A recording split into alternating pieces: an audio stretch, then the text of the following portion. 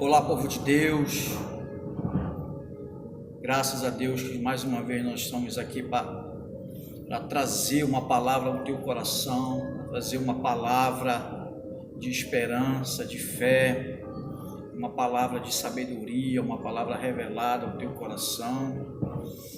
Que Deus possa continuar te abençoando poderosamente. Graças a Deus, muito bom estarmos aqui com vocês, mais essa oportunidade, e nós estamos precisando aí de mais pessoas para o nosso canal, precisamos aí de mais inscrições, para que a gente possa fazer as transmissões ao vivo, que possa transmitir as nossas mensagens ao vivo pelo canal do YouTube. Nós precisamos aí ter aproximadamente 1000 inscrições, 1000 inscritos. Então eu peço que você que faz parte desse, você que está inscrito, que você compartilhe, que você divulgue nosso vídeo, nosso canal de bênção, canal de conhecimento, canal de sabedoria da parte de Deus para os nossos corações. Deus possa te abençoar nessa palavra que nós iremos ministrar hoje. Amém, queridos? Eu trouxe um texto meio longo, texto meio grande, para que eu possa ministrar para você a palavra de Deus. 2 Samuel, capítulo 16, 2 Samuel, capítulo 16, a partir do versículo 5, diz assim: tendo chegado o rei Davi a Baurim, eis que dali saiu um homem da família da casa de Saul, cujo nome era Simei, filho de Gera.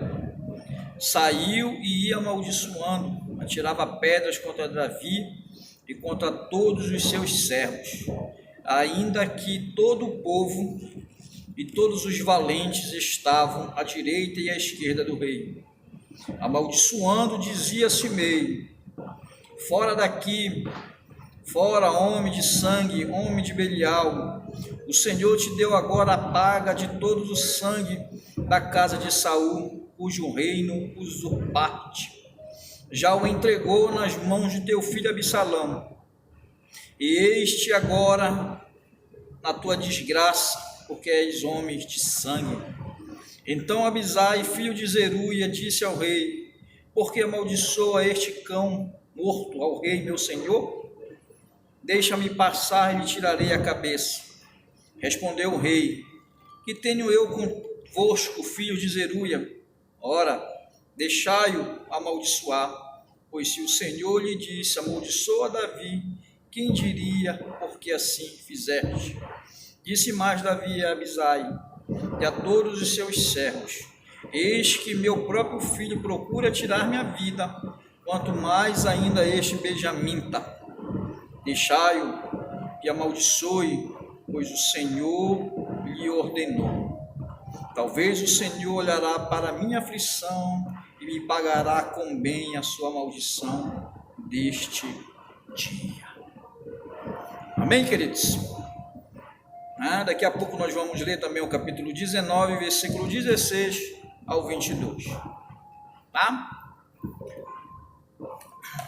Então nós temos aí esse texto da palavra de Deus, que eu percebo o seguinte: eu percebo que a trajetória da vida espiritual muitas vezes é longa, é difícil.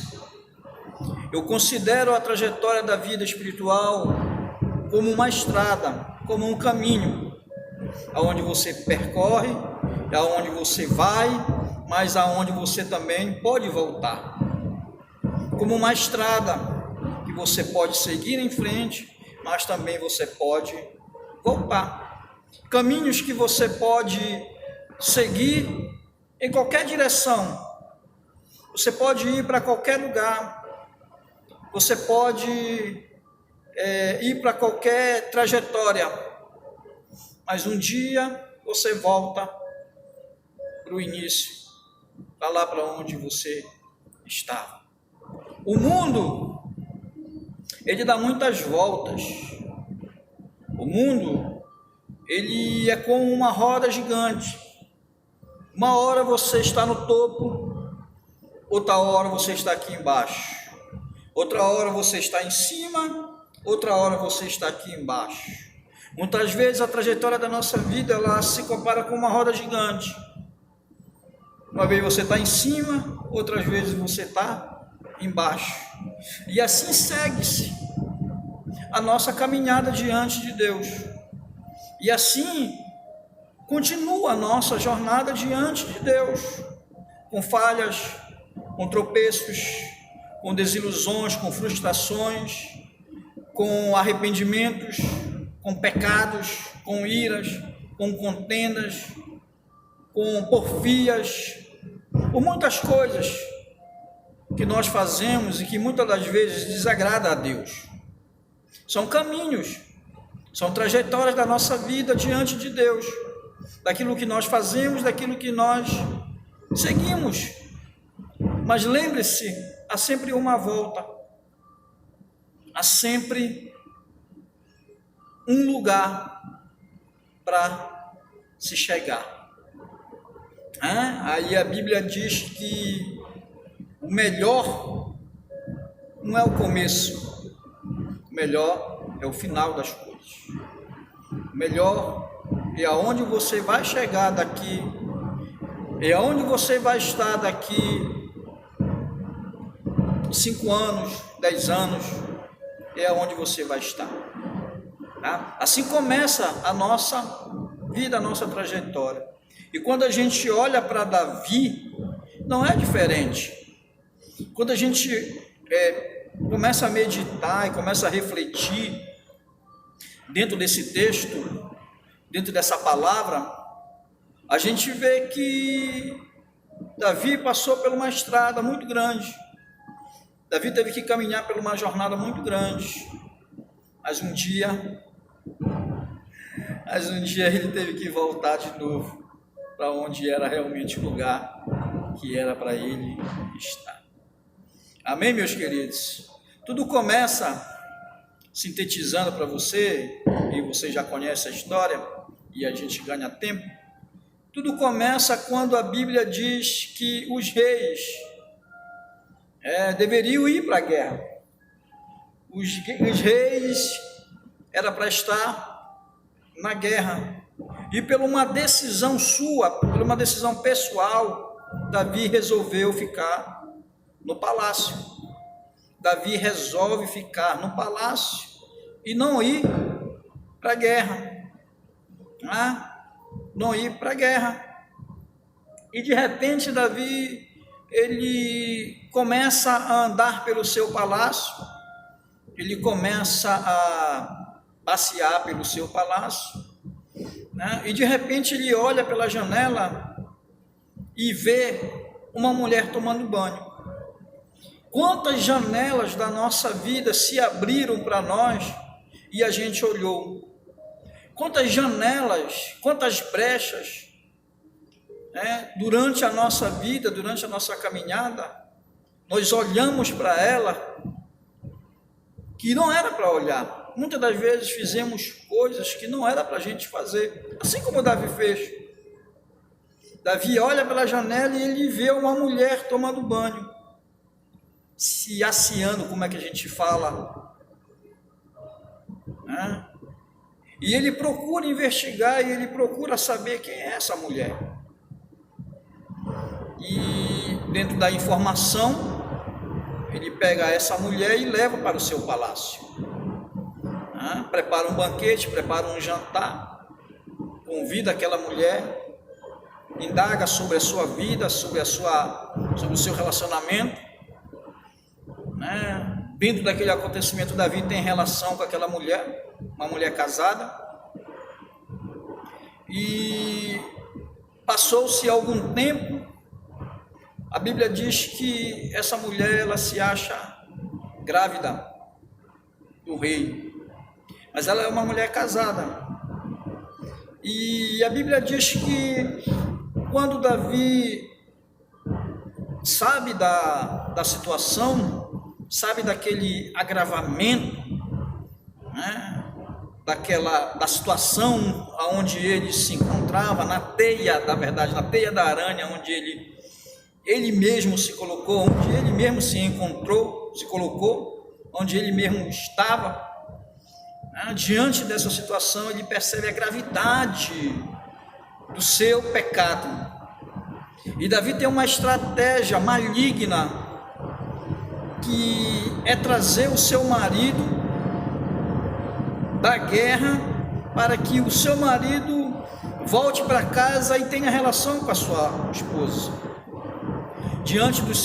Diante da trama, diante da artimanha de Davi, a Bíblia diz que o esposo de Betseba, ele não consegue voltar para casa. Ele não consegue entrar em casa. Tá? Ele não consegue deitar com a sua esposa. E Davi tem outra ideia. Né? E tem outra ideia, que é colocar Urias na frente de batalha, para que morresse na batalha. E Davi escreve uma carta e escreve uma recomendação para Joabe, para que Urias, para que o esposo de Betseba fosse colocado aonde ele pudesse ser morto imediatamente, aonde ele pudesse ter a sua vida ceifada o mais rápido possível, para que ele não descobrisse o que realmente tinha acontecido com a sua esposa. Só que, querido, a Bíblia diz que não tem nada oculto que não venha a ser revelado, não tem nada escondido que não venha a ser revelado. Nós podemos nos esconder dos homens, podemos nos esconder das pessoas, das nossas autoridades, dos nossos líderes, podemos nos esconder de todo mundo, mas a gente nunca pode se esconder de Deus. A Bíblia diz que os olhos de Deus, eles estão sobre toda a terra. A Bíblia diz que nada passa despercebido aos olhos de Deus. E um dia teremos que prestar conta das nossas ações diante de Deus. Davi peca, Davi erra, Davi comete um dos pecados mais graves, que é o assassinato, que é o adultério também.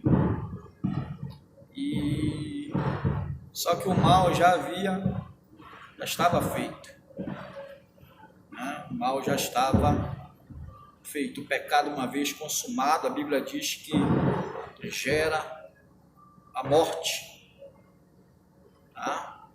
E Urias morre, e diante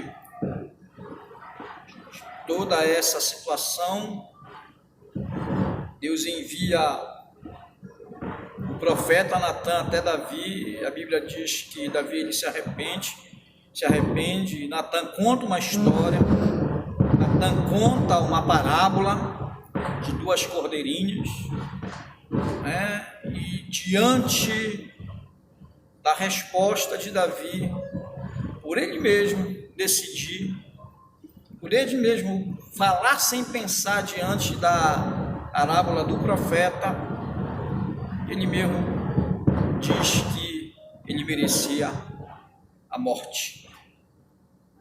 Hein? E aí o Natan diz para ele: olha, Davi, esse homem é tu. Cometeste um grave pecado diante de Deus. Só que Deus já te perdoou. Deus já te perdoou. Só que não vai ficar assim como tu pensas que vai ficar. Você pecou e aí você vai ter que arcar agora com a consequência do seu pecado, a consequência do seu erro, a consequência do seu delito. Amém? É muito fácil pecar, é muito fácil adulterar, é muito fácil se desviar dos caminhos de Deus, é muito fácil. Mas você está preparado com as consequências daquilo que Deus pode determinar para você, como consequência pelos nossos pecados, pelas nossas ações? Você está preparado para lidar com as consequências do pecado? Deus, querido, trabalha diferente com cada ser humano. Deus age de uma forma diferente com cada ser humano diante das consequências dos pecados cometidos.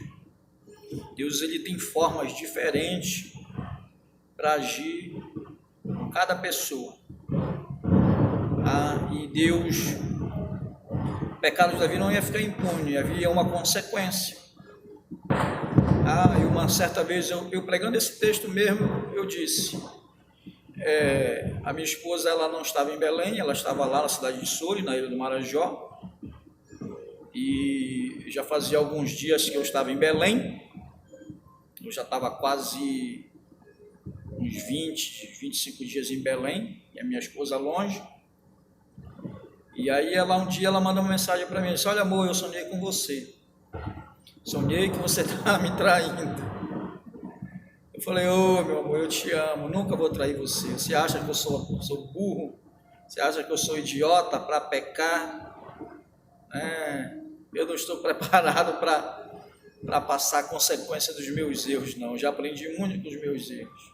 Você fique tranquila, é só sonho mesmo, fique tranquila que eu jamais vou trair você, eu jamais vou adulterar, eu jamais vou pecar nessas proporções, para que depois eu me arrependa e não consiga suportar as consequências.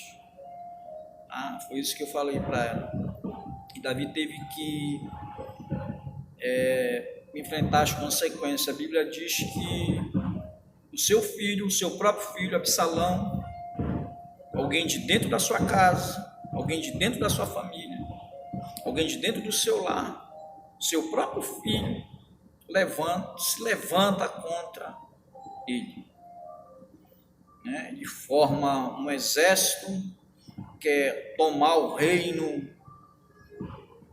das mãos de Davi, e mantém relações com todas as concubinas de Davi. Davi, ele foge apressadamente do palácio,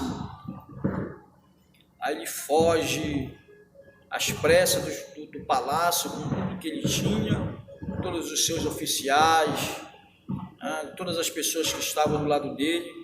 Ele foge apressadamente, com medo de morrer, com medo de ser morto pelo seu próprio filho. Aguenta as consequências. O rei abandona o seu palácio, abandona o seu trono e foge. Davi está fugindo, Davi está numa fuga desenfreada para tentar se esconder do seu próprio filho. Do seu próprio filho. E o que eu acho interessante, querido, aqui no texto que nós lemos aqui, no meio do caminho, na fuga de Davi, Davi se depara com Simei. Simei, um dos descendentes de Saul.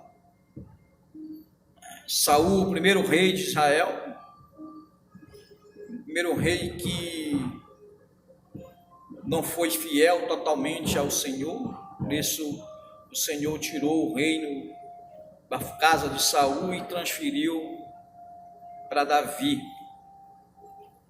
Então, na fuga de Davi, Simei, descendente de Saul, aquele que se achava com o direito de ser rei, com o direito de reinar, começa a amaldiçoar Davi, começa a jogar pedra em Davi, começa a falar palavras de baixo calão para Davi. Chama de todos os... Ele baixa o mais baixo nível dos palavrões que ele pôde encontrar naquele momento. Chama ele de vagabundo, chama ele de assassino, chama ele de covarde, chama ele de criminoso, né? Chama ele de toda a espécie de palavras ruins para Davi, né? E alguém que estava do lado de Davi, deixa eu matar esse cara, Davi. Não pode esse homem insultar o rei. Não pode esse homem continuar te insultando, né? Denegrindo a tua imagem, denegrindo a tua vida, que você tem feito. Deixa eu pegar a espada e arrancar a cabeça desse homem. E Davi disse: não faça isso, deixa ele. Se ele está me amaldiçoando, é porque foi Deus que permitiu que ele me amaldiçoasse. Deixa ele falar o que ele quiser, deixa ele pronunciar as palavras que ele quer. Deixa ele. E Davi segue a sua trajetória, a sua caminhada, e Simei jogando pedra, amaldiçoando a Davi. Davi chega em algum lugar, em uma caverna, em um local, fica alojado, e a guerra sendo travada entre o exército de Absalão e o exército de Davi. De repente, as notícias chegam, luta travada, luta desembainhada, aí a guerra entre esses dois exércitos, o exército de Absalão e o exército de Davi. E as notícias chegam que Absalão era morto. Absalão morre na batalha. Davi tinha dado ordens expressas que não era para ferir Absalão, que não era para ferir o filho dele, que era para deixar ele com vida, tratar ele bem. Mas Absalão é morto, né? E as notícias correram, e Davi foi informado: olha, vencemos a guerra. Teu exército, Davi, venceu a batalha contra o teu filho. E ele quer saber: e o meu filho, como é que ele está? E alguém diz: olha, teu filho morreu. O filho Absalão morreu. E Davi, ele chora amargamente. Ele chora a morte do seu filho. E aí alguém diz assim: precisamos levar o rei de volta para Jerusalém. Precisamos colocar o rei no lugar que ele tem que estar, aonde é o lugar dele.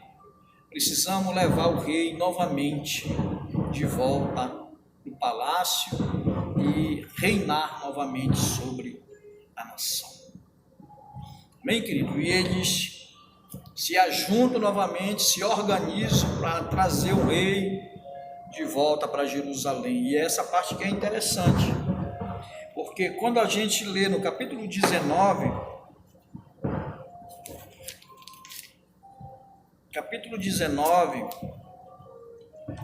do mesmo livro de 2 Samuel, capítulo 19,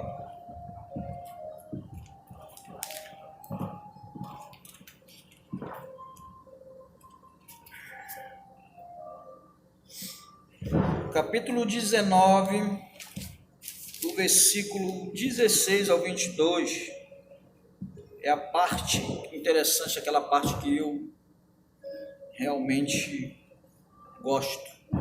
Porque olha só o que diz a palavra de Deus. Olha só o que diz a palavra de Deus. 2 Samuel, capítulo 19, versículo 16.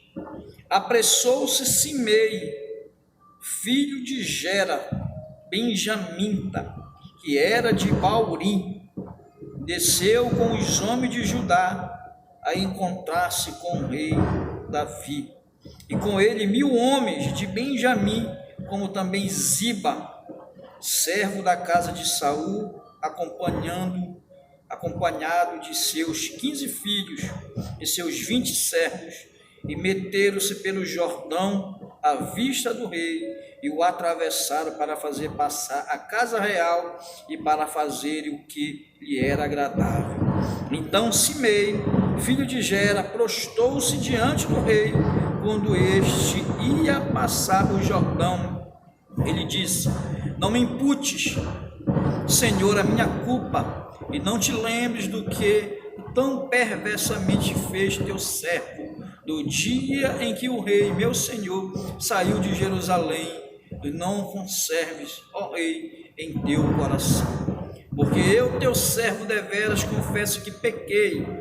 Por isso sou o primeiro que de toda a casa de José desci a encontrar-me com o rei, meu senhor. Então respondeu Abissai, filho de Zeruia, e disse: não morreria, pois, Simei por isso, ao vendo amaldiçoado ao ungido do Senhor? Porém Davi disse: que tenho eu convosco, filho de Zeruia, para que hoje me seja adversário? Morreria alguém hoje em Israel? Pois não sei eu que hoje novamente sou rei sobre Israel? Então disse o rei a Simei: não morrerás, e lhe jurou. No momento de maior perseguição, no momento de maior desespero, vamos dizer assim, de Davi, Simei é o primeiro que amaldiçoa Davi.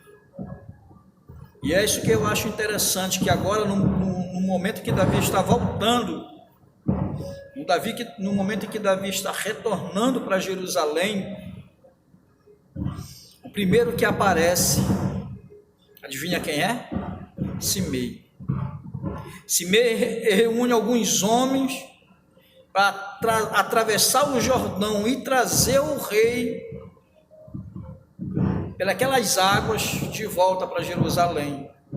É por isso que eu disse, queridos, a nossa vida, ela é uma trajetória, ela é uma estrada com indas e vindas. O momento que você está em cima, o momento que você está embaixo, sempre vai haver uma volta, sempre vai haver um novo começo, sempre vai haver uma trajetória de você recomeçar, de você pedir perdão, e o que eu acho interessante, nisso, é que aquelas pessoas que acham que nós vamos vencer, que nós vamos conseguir, são as primeiras a tirar pedra na gente, não sabem o que Deus tem planejado para nós lá na frente, não sabem o que Deus tem preparado para nós lá na frente, atiram pedra em nós, mas Deus é aquele que nos guarda, que nos protege, que pega toda a maldição, que transforma toda a maldição em bênção. Simei é o primeiro a chegar até Davi, a encontrar-se com Davi, a se prostrar diante do rei, porque ele tem uma atitude de adoração. Prostrar é uma atitude de adoração. Pede perdão para Davi, porque há muita volta, o mundo dá muita volta. Traz Davi em segurança de volta para sua casa, para Jerusalém, para ser rei.